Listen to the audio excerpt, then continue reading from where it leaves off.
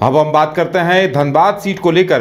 तो धनबाद में भी सरयू राय ने निर्दलीय उम्मीदवार के तौर पर चुनाव लड़ने का ऐलान किया और उन्होंने कहा है कि बहुत जल्द वो इस बात की घोषणा कर देंगे। हम आपको बता दें कि ढुल्लू महतो को लेकर कई सवाल उठाए थे, उनकी जमीन खरीद का भी खुलासा करने का दावा किया गया था सरयू राय की तरफ से। हालांकि ढुल्लू महतो की तरफ से कहा गया है कि वो कोई सरयू राय उनके गार्जियन नहीं है, उनके पार्टी के पदाधिकारी नहीं है कि वो उनके उठाए बातों का जवाब दे। यानी कहीं ना कहीं तल्खी बढ़ गई और इस तल्खी का नतीजा इस तरह से सामने आया है कि सरयू राय एक बार फिर चुनावी मैदान में उतरने का इरादा जता रहे हैं। करिश्मा, अगर सरयू राय खुलकर अब ये कह रहे हैं कि वो चुनाव लड़ेंगे तो कहा यह जा सकता है कि ऐसे में कांग्रेस या जेएमएम या गठबंधन का जो भी प्रत्याशी होगा उसकी राह मुश्किल होगी आसान होने की बजाय।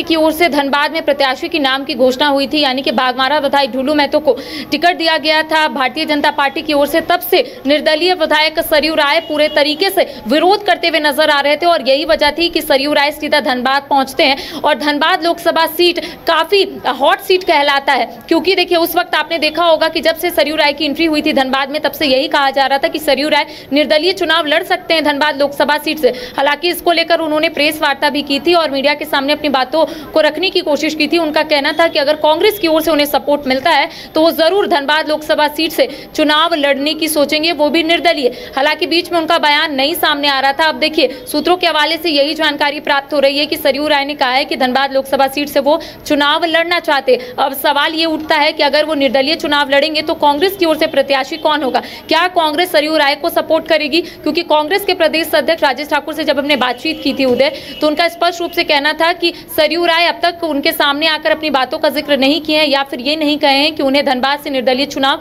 लड़ना है। यहाँ पर राजेश ठाकुर ने स्पष्ट रूप से कहा था क्योंकि कांग्रेस के पास प्रत्याशी है, ऐसा राजेश ठाकुर ने कहा था। तो इसका मतलब यही हुआ है कि कांग्रेस सपोर्ट नहीं करेगी, यानी कि कांग्रेस जो है अपना प्रत्याशी धनबाद में उतारना चाहती है। क्योंकि धनबाद में लगातार 3 लोगों का नाम जो है लगातार सामने आ रहा है। एक तो अनुपमा सिंह, दूसरा ददई दुबे और उसके साथ ही कुमार गौरव। तो कह सकते हैं कि कांग्रेस पूरे तरीके से तैयार है अपने प्रत्याशी को उतारने के लिए। अब सवाल ये उठता है कि अगर निर्दलीय विधायक सरयू राय चुनाव लड़ते हैं धनबाद से, वो भी निर्दलीय, तो आखिर किसका खेल यहाँ पर बिगाड़ सकते हैं? क्या कांग्रेस का बिगाड़ेंगे? क्योंकि कांग्रेस की ओर से लगातार यही कहा जा रहा था कि सरयू राय काफी अनुभवी नेता है और ऐसे में उन्हें अच्छे से समझ आएगी कि आखिर किस तरीके से कांग्रेस जो है धनबाद में प्रत्याशी उतारना चाहती है। तो कह सकते हैं कि कांग्रेस पूरे तरीके से अपने प्रत्याशी को उतारने के लिए तैयार है। करिश्मा, ऐसा लग रहा है कि देखिए इससे पहले 2014 में ददई दुबे प्रत्याशी थे, उसके बाद कीर्ति आजाद को बाहर से लाया गया था। ऐसे में जो नाम सामने आ रहे हैं या अनूप सिंह की पत्नी अनुपमा सिंह, उनके भाई गौरव सिंह,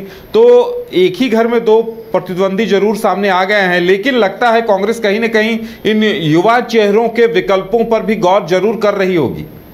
जी देखिए, जाहिर तौर पर अगर धनबाद हॉट सीट कहला रहा है तो कहीं ना कहीं कांग्रेस जो है तमाम चीजों को लेकर विचार विमर्श कर रही है। दिल्ली में धनबाद हो, गोड्डा हो या फिर चतरा, इसको लेकर मंथन जारी है। बैठकों का दौर भी चल रहा है क्योंकि 3 लोगों का नाम अगर सामने आ रहा है तो इसको लेकर कांग्रेस जरूर मंथन कर रही होगी। और यहाँ पर पैरासूट उम्मीदवार भी कभी कभी आपने देखा होगा, यहाँ पर जितने भी चुनाव हुए हैं उसमें पैरासूट उम्मीदवार भी देखने को मिलते हैं। और यही वजह है कि कांग्रेस आराम से यहाँ पर विचार कर रही है कि आखिर किसे आगे करना है। साथ ही अगर कुमार गौरव की बात करेंगे तो कुमार गौरव यूथ है और ऐसे में कांग्रेस की ओर से ये कोशिश की जा रही है कि इस बार चुनावी मैदान में कोई युवा को उतारे ताकि युवा जो है अन्य मुद्दे या फिर जो भी स्थानीय मुद्दा हो उसको लोगों तक पहुंचाने में कामयाब हो। अब देखिए कांग्रेस की ओर से कई सीटों पर अब तक प्रत्याशी की नाम की घोषणा नहीं हुई है और धनबाद उसमें शामिल है, लेकिन कांग्रेस की ओर से यह कहा जा रहा है कि पेच जो है धनबाद में नहीं फंस रहा है। यानी कि इसका मतलब है कि कांग्रेस की ओर से मंथन कर लिया गया है उदय कि आखिर किसे चुनावी मैदान में उतारना है। क्योंकि ददई दुबे लगातार यही कहते हुए नजर आ रहे हैं कि वो चुनाव लड़ना चाहते हैं। ऐसे में 2014 में ददई दुबे ने जरूर चुनाव लड़ा था, लेकिन अब वो फिर से दावा ठोक रहे हैं, ताल ठोक रहे हैं। उनका यही कहना है कि वो एक बार फिर से चुनाव लड़ना चाहते हैं। तो कांग्रेस इन तमाम चीजों को लेकर विचार कर रही है और यही वजह है कि अब तक प्रत्याशी के नाम की घोषणा नहीं हुई है। इसके साथ ही बेरमो विधायक अनूप सिंह की जो धर्मपत्नी है अनुपमा सिंह, उनका भी नाम लगातार सामने आ रहा है कि अनुपमा सिंह जो है वो लगातार दिल्ली जा रही है। हालांकि बेरमो विधायक अनूप सिंह हाल ही में दिल्ली से वापस आए, लगातार वो दिल्ली दौरे में थे और यही बताने और समझाने की कोशिश कर रहे थे आला कमान को कि अनुपमा सिंह को टिकट दे दे ताकि अनुपमा सिंह चुनावी मैदान में उतर सके। तो अब और इंतजार करना होगा कि आखिर आने वाले समय में कांग्रेस किसे आगे करती है, और अगर निर्दलीय विधायक सरयू राय धनबाद से टिकट लेते हैं और चुनाव लड़ते हैं तो आखिर सरयू राय किसका खेल बिगाड़ेंगे, ये तो आने वाला वक्त ही बताएगा। चलिए करिश्मा, हमारे साथ जुड़ने के लिए और तमाम जानकारी देने के लिए आपका बहुत बहुत धन्यवाद। तो देखने वाली बात यह होगी कि अंतिम तस्वीर क्या कुछ उभर कर सामने आती है। सरयू राय अगर चुनाव लड़ते हैं तो कांग्रेस का प्रत्याशी कौन होता है, यह भी देखने वाली बात होगी।